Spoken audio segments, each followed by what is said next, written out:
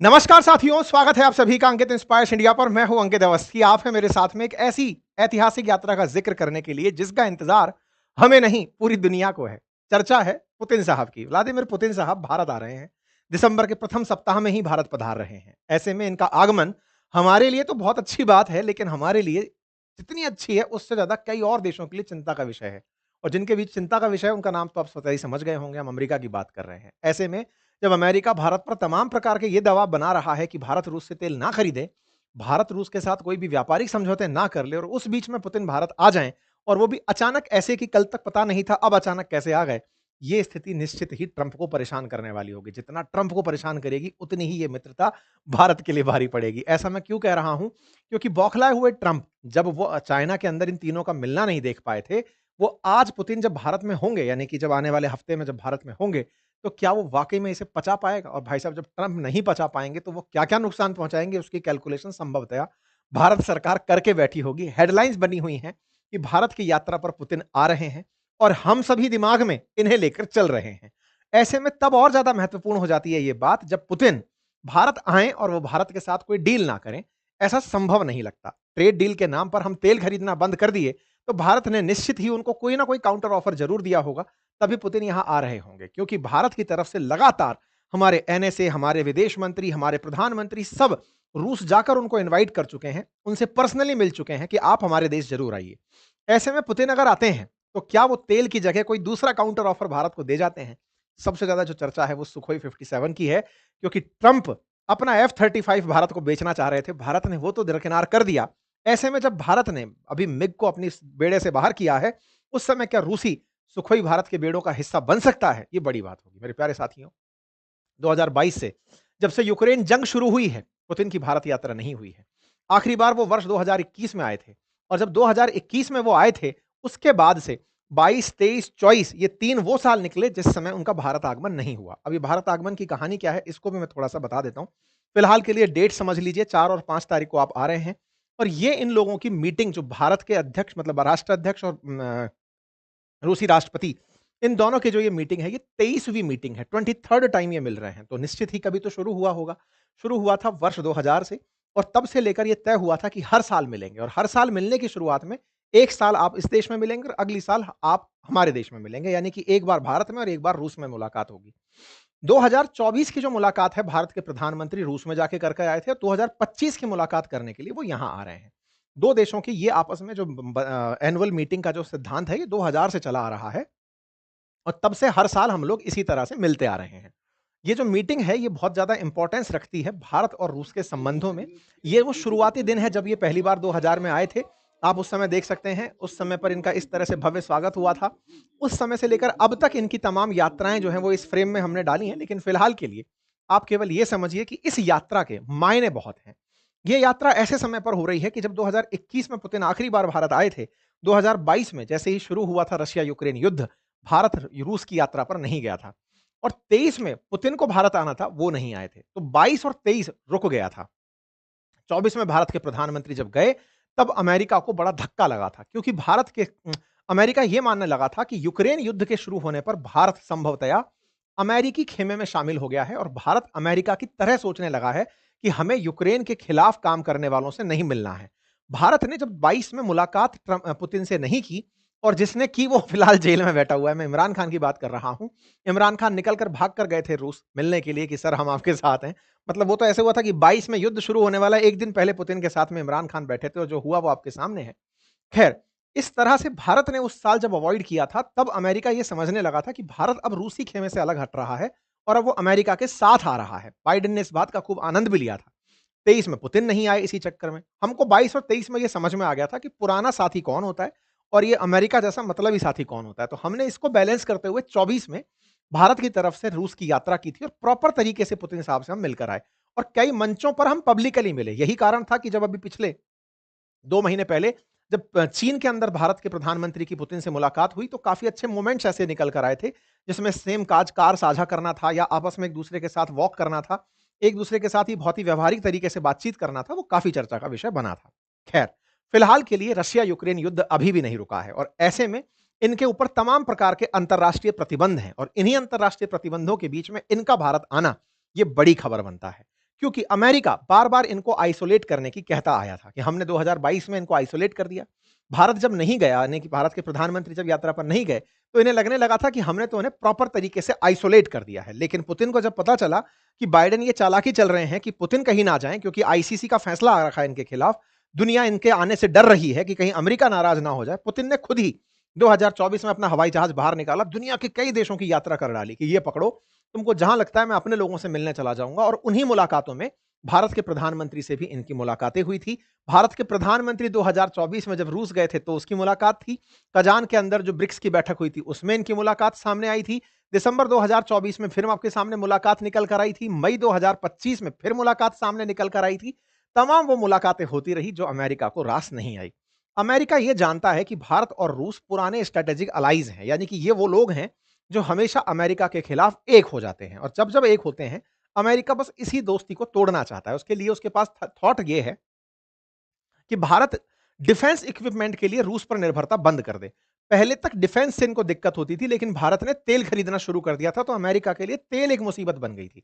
2022 से पहले तक भारत और रूस के जो संबंध थे उस पर अमेरिका डिफेंस इक्विपमेंट पर चिढ़ा रहता था कि आप वहां से डिफेंस के इक्विपमेंट क्यों खरीद रहे हैं। जैसे 2008 में 18 में जब हम लोगों ने इनसे S-400 खरीदा था रूस वालों से, उस समय पर अमेरिका इस बात पर चिढ़ गया था कि $5.5 बिलियन का आप सामान खरीद लिए S-400, हमसे ही ले लेते, हम दे देते आपको, पैट्रियट सिस्टम दे देते, आप उसका यूज कर लेते।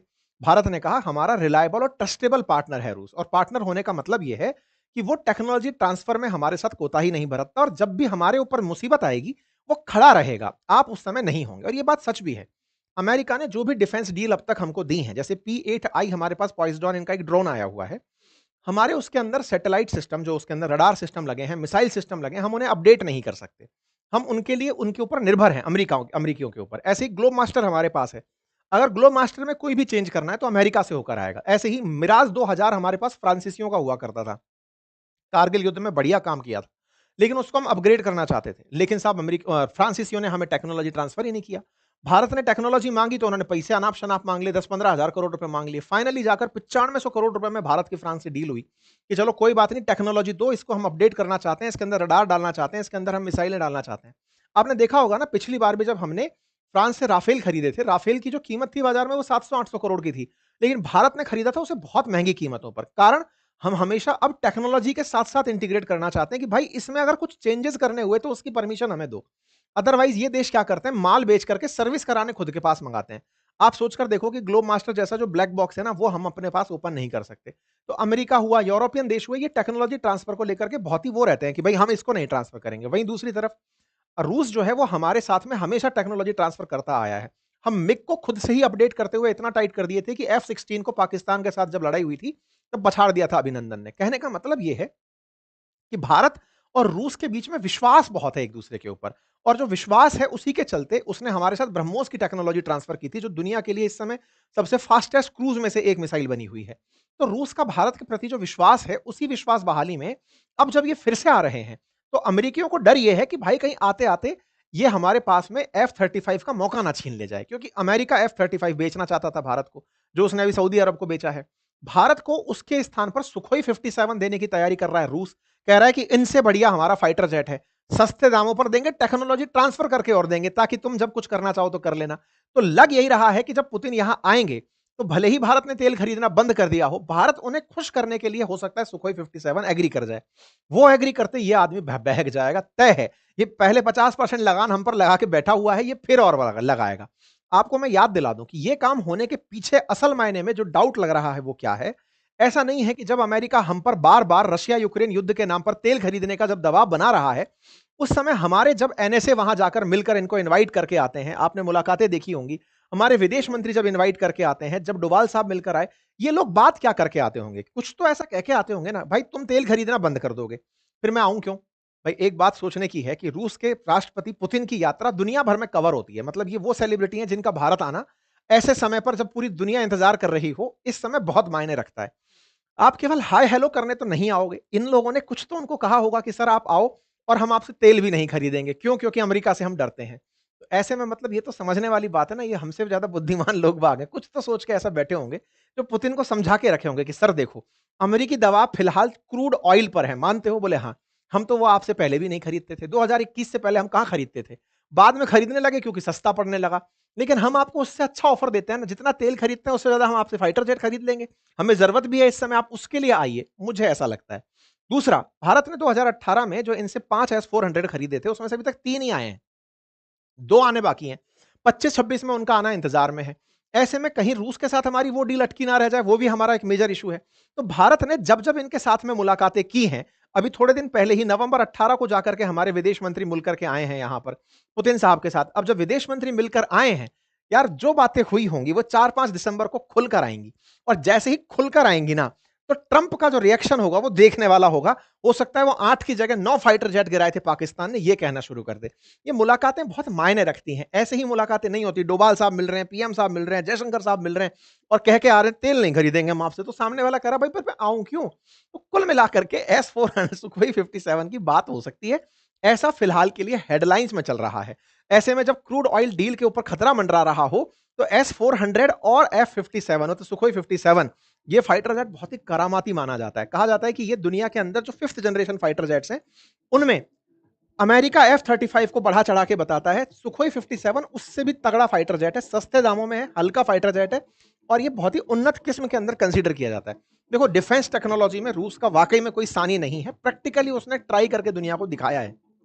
आज यूक्रेन के सामने जब रूस खड़ा हुआ है, दुनिया के सारे देश, मतलब अमेरिका और अमेरिका के समर्थक जितने भी देश हैं, उनमें से किसी की आज तक यह हिम्मत क्यों नहीं हुई कि वो रूस के ऊपर हमला करने की यूक्रेन को इजाजत दे दें। मतलब इससे ही केवल अंदाजा समझ जाइए, ट्रंप जैसा इतना सनकी आदमी, जिसे ये पता है कि वो टैरिफ लगा देगा, ये कर देगा, उसने आज तक यूक्रेन को लॉन्ग रेंज मिसाइल क्यों नहीं दी?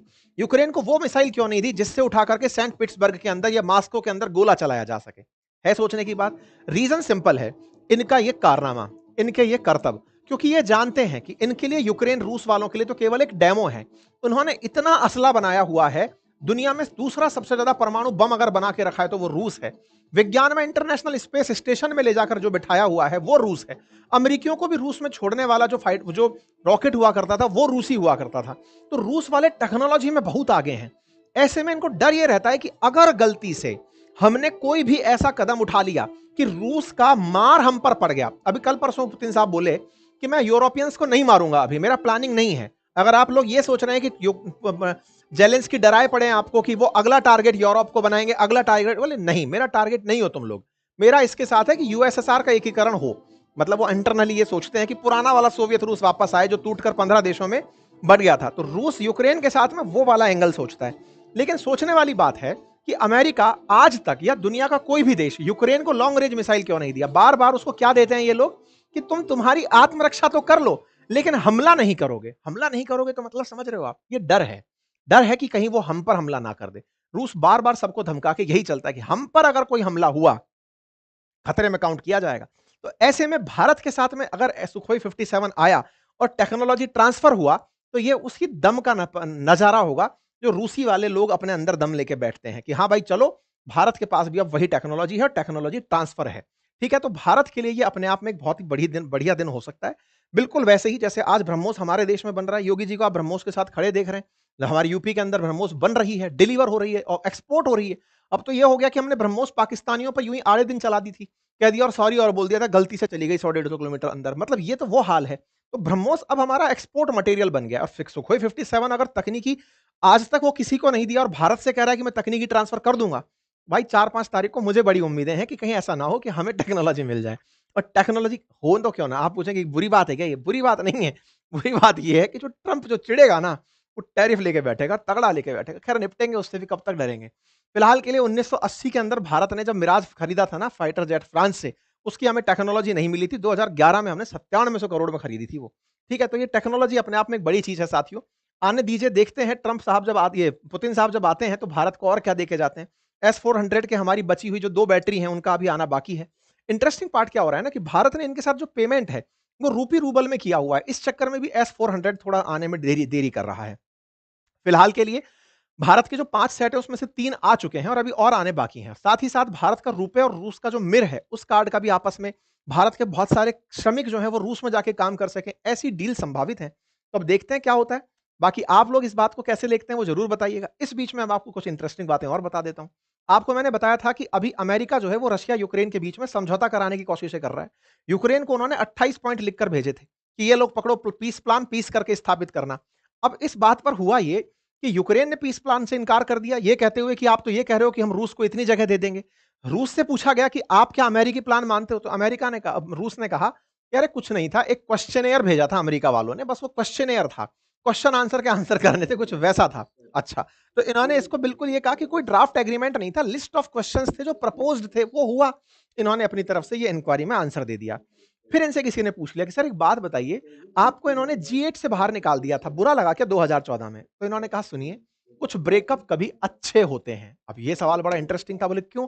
बोले मुझे G8 से निकाला, हम ब्रिक्स में ज्यादा ध्यान दे दिए और ब्रिक्स इस समय कंबाइंड रूप से G8 से ज्यादा प्रभावी है। और ये सच भी है। ब्रिक्स के अंदर इंडिया है, चाइना है, रशिया है, ये तो 3 ऐसे देश हैं जिनकी कंबाइंड जीडीपी अगर निकालो तो वाकई में ये तो G8 से क्या G7 को टक्कर दे रहा है, 5 देशों का समूह। अब तो ब्रिक्स में और देश शामिल हो गए, 11 तक पहुंच गए, तो ऐसे में ज्यादा पावरफुल ब्रिक्स बनता जा रहा है। तो बोले ये ज्यादा अच्छे, कुछ ब्रेकअप कुछ अच्छे के लिए भी होते हैं, तो इन्होंने कुछ इस तरह से इसको कहा। तो रूसी S-400 भारत और खरीदेगा क्योंकि 2 तो बचे हैं हमारे पास आना, लेकिन उसका असर अमेरिकी डील पर क्या होगा जरूर देखेंगे।